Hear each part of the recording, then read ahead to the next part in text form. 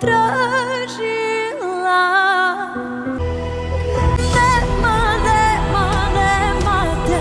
Ok, tu je sve jasno, ali kako smo mi ovu harmoniku objesili gore?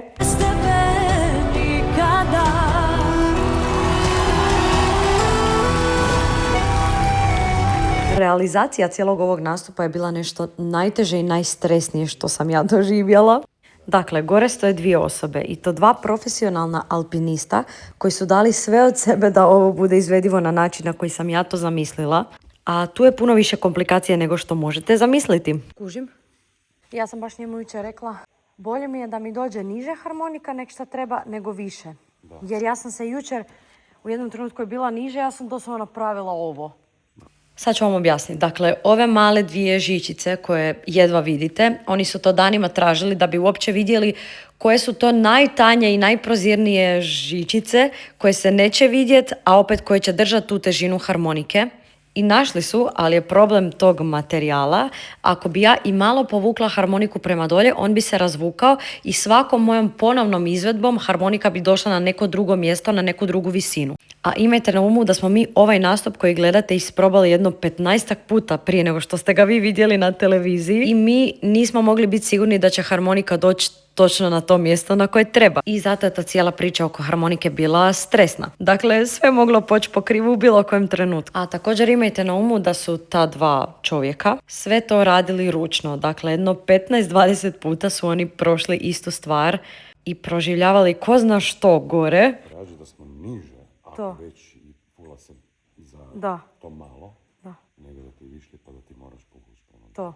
A sad se vratimo na cijelu koreografiju koju je izmislio Nicolas Diamane. To je moj stilist s kojim radim već od prije. On je radio također kostime i za Lelek.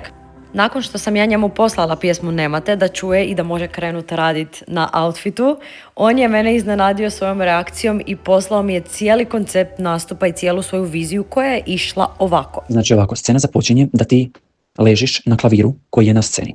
Nakon ovoga ću vam ispričati zašto nismo uspjeli realizirati klavir i zašto njegova vizija nije uspješno realizirana točno onako kako je zamišljena. Se krećeš ustajat i silaziš sa klavira. Tvoja haljina je povezana trakama za klavir. Taj klavir je tvoj teret. Ti se lagano odmakuješ od njega i vidiš brdo na kojoj je harmonika. Hodaš, krećeš hodati, vučeš klavir za sobom. On je težak teret je. Ti hodaš, on se vuče za tobom, jedva hodaš, ali ideš naprijed ka brdu. Dolaziš lagano prema brdu. Sada u ovom trenu pucaju trake. Ti se penješ u to brdo, pužeš, hodaš prema harmonici, pružaš ruku prema harmonici. Krećeš svirati harmonika, u tom trenu zrake sunca obasjavaju, probijaju se kroz oluju, jer ti si uhvatila ljubav u tom trenutku. No, nebo oduzima, vuče harmoniku u nebo, oduzima ti ju i nastaje kaos, nastaje oluja, podiže se magla, udaraju munje, udara sve, vrtlog, vjetar, sve, haljina lebdi po zraku. Tvoj vokal sad dolazi do izražaja. I ne znam što točno kako bi trebalo završiti, ali evo, to je neki moja vizija. Međutim, nismo mogli imati klavir. Zašto? Zato što su tražili od nas da klavir na sceni kojeg ćemo mi koristiti bude olakšani klavir. Dakle, to je jako teško za naći, možda čak i nemoguće i mi smo morali od te ideje odustati, sad da ne ulazimo u dubioze. I kao šta ćemo? Ja rekao, pa ajmo uzeti živu osobu, ajmo uzeti osobu, ajmo uzeti nekog za koga ću ja biti zavezana zapravo tim trakama i on će biti umjesto tog klavira. I onda kad smo skužili da ćemo imati živu osobu, da ćemo imati osobu na sceni, bilo je, pa dobro, neće on samo bez veze vući trake, mora biti neka koreografija. I tu su došli Ilona, koreografkinja i Kiks. To. I sad nema, i sad. Hop, tako, naprijed, nazad, na. Ono što je bilo zeznuto je to da su se te trake petljale i da zapravo smo morali paziti da se ne odvoje prije vremena. One su pucale tek kasnije kad se ja moram početi penjati na stijenu, a prije toga smo se mi cijelo vrijeme igrali tim trakama, ja sam se okolo motala, on se motao, morali smo baš paziti gdje će te trake završiti. Tako da je koreografija bila dosta komplicirana. Ja sam odjednom morala postati plesač i barata s tim trakama i paziti na haljinu i on je morao paziti da u jednom trenutku otkopča taj šlep koji je kasnije visio na planini. Evo vidite, tu je bila malo borba i tu su sad one pukle i ako niste skužili u jednom momentu je on meni povukao taj šlep. Tako da, imali smo puno stvari na koje smo u ovom nastupu morali misliti, a sad ću vam pokazati kako je nastala ova planina koja je navodno već viđena na Eurosongu. Ja to nisam znala, nisam baš pratila Eurosong, međutim vidjeli ste sad koju je Nikolas imao ideju, totalno nije imala veze sa stijenom kao stijenom, nije bila poanta u stijeni, ali da, sad ću vam pokazati kako je izgledao proces izrade stijene. Sad ćemo po prvi put vidjeti našu stijenu. Ima koga doma? Bok. Hvala. Neke komade možeš i tu primiti s strane. Dobro. Dakle, stijena je rađena po narudžbi i napravljena je od stiropora i gore je neki premaz koji čini da to sve skupa bude čvršće, ali uglavnom to je stiropor. Cijena ovog rekvizita, ne biste vjerovali, je 3000 eura, tako da se ja stvarno nadam da ću je moći prodat na neku televiziju kasnije ili nešto. Da, tako da generalno ovaj cijeli nastup je bio jako skup i nisam mogla vjerovat koliko je moj nastup na Dori zapravo mene na kraju koštao. Uopće ne žalim, da se razumijemo uopće, ali sam to spomenula kako biste dobili bolji dojam kako te stvari funkcioniraju. A sad ću vam pokazati kakve smo dalje borbe imali sa stijenom. Dok ja sam Ilona šokirana. Šokirana? Kristijan i ovo su face kad vidimo ovo šta.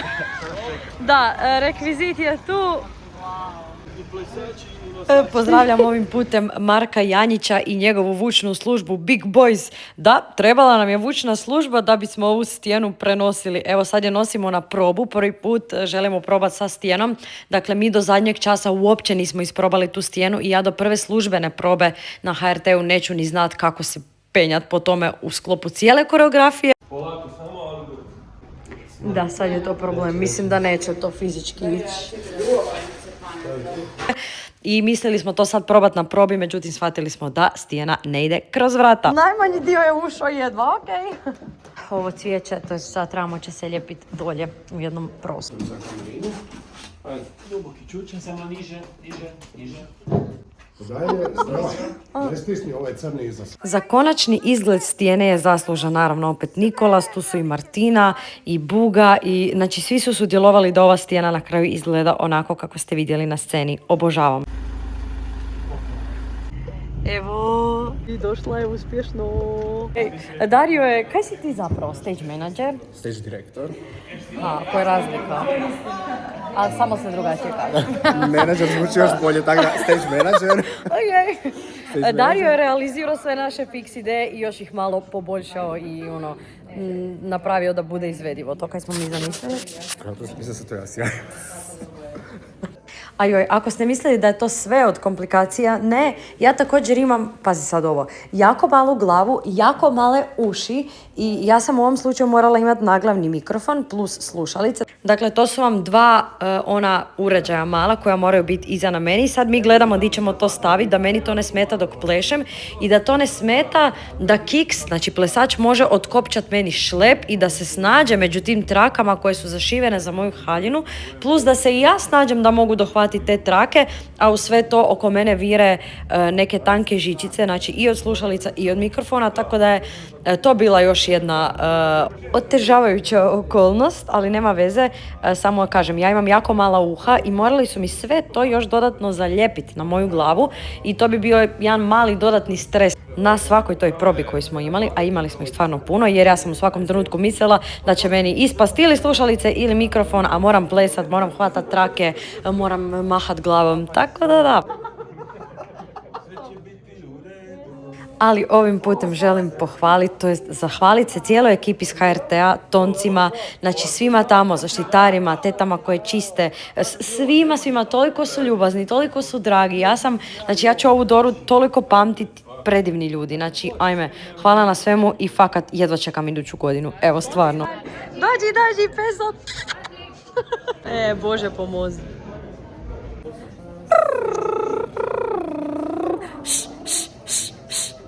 Dramatičan odlazak na stage. Idemo na stage, majko mila. Evo je. Harmonika stiže. Prvi put smo pogledali, bilo je grozno. Mislim je, da, zato što je prvi put i niko nije, ali stvarno ima potencijala, bit će okej mi je sve mi kak smo napravili.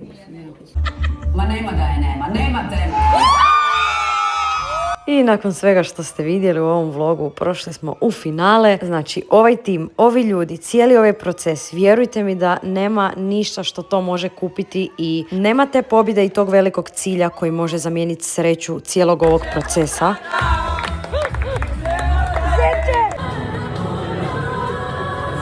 Ostavit ću vam sad ovdje još neke isječke sa cijele Dore, ekipu, znači stvarno je bilo čarobno i bez obzira što nisam odnijela pobjedu, vjerujte da ću se ja opet prijaviti na Doru i opet želim proći sve isto i stvarno mi nije bilo toliko do te pobjede, čak mislim da nije ove godine bio taj moment, ja sam samo htjela iskusiti cijelu ovu priču i iduće godine se definitivno vraćam, ako bude ovako sve generalno ok, sa Eurosongom i sa svime time i definitivno ću donijeti nešto ludo ovoga puta, to jest idućeg puta, ali evo, ovo je stvarno za mene bilo prekrasno i to je to. Pratite dalje moj rad, hvala vam što ste ovdje, hvala što podržavate bez obzira na to što ja izvodim i eto, volim vas puno i vidimo se dalje.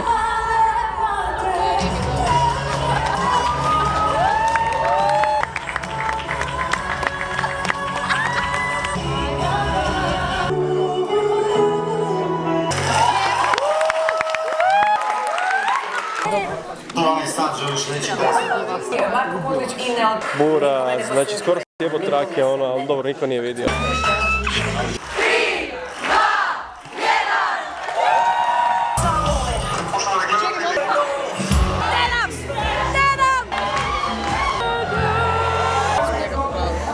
Dakle, ide. Ma nema ga je, nema teme.